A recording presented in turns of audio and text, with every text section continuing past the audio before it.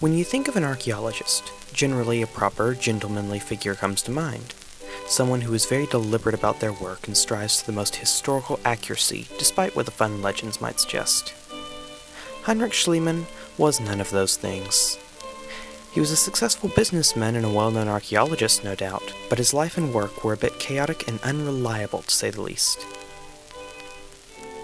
Heinrich Schliemann was born on the 6th of January, 1822, in Neubukau in the German Confederation. When his mother died when he was only 9, Schliemann's father, a Lutheran minister, sent him to live with his uncle. Shortly thereafter, he was sent to a school in Neusterlitz, where he studied the classics such as the Odyssey and the Iliad. He decided at a very young age that he would uncover the ruins of Troy. At 14, Schliemann worked as an apprentice for a grocer, and later on board the steamer Dorothy, which wrecked and left Schliemann and the rest of the crew off the coast of the Netherlands. In 1844, Schliemann joined an exportation and importation firm as an agent in St. Petersburg. He quickly learned Greek and Russian, eventually learning numerous other languages such as English, French, Latin, Arabic, and Swedish. After his brother's death, he moved to California and made a fortune by continuing his brother's business in the gold rush. In 1852, Schliemann moved to Russia, where he met Ekaterina Petrovna Lishin, whom he married shortly thereafter.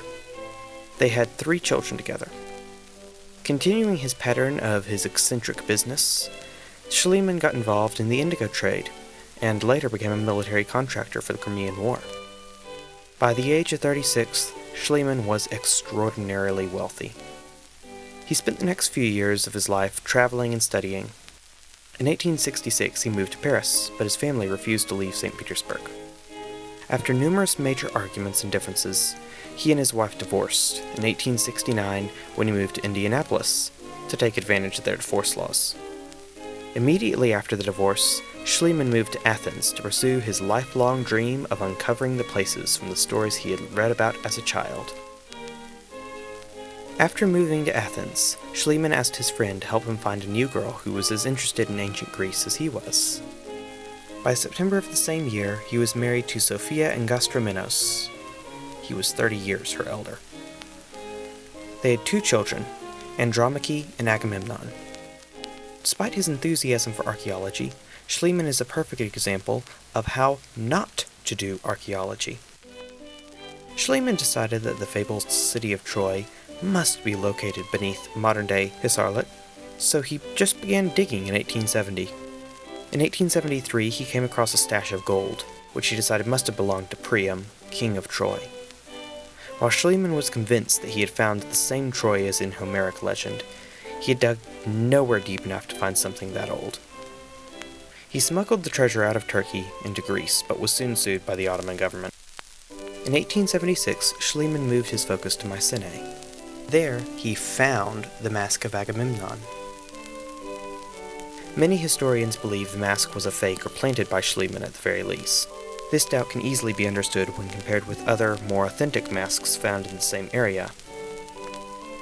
Although he continued with his archaeology through 1890, he did not make any more famous discoveries. In late 1890, Schliemann became ill while in Italy. While he made it to see the ruins of Pompeii, he was too sick to return home to Greece. He fell into a coma on Christmas of 1890 and died the following day. Schliemann was buried in a Greek-style mausoleum with a frieze of his excavations. Although Schliemann's archaeological discoveries could be quite questionable at best, he did encourage archaeologists across the world to launch a more in-depth effort to learn about the ancient world. And if nothing else, he provided us with quite a few entertaining stories about his life. Don't forget to follow me on Instagram and Twitter at Late Modern History for inside information, behind the scenes, and sneak peeks at upcoming videos. And as always, if you enjoyed this video, be sure to like and subscribe. This is Matthew, and I hope to see you next time. Goodbye, goodbye, where's the dear baby dear from your eye? Though it's hard to part, I know, I'll feel because the death to go, don't cry, don't die.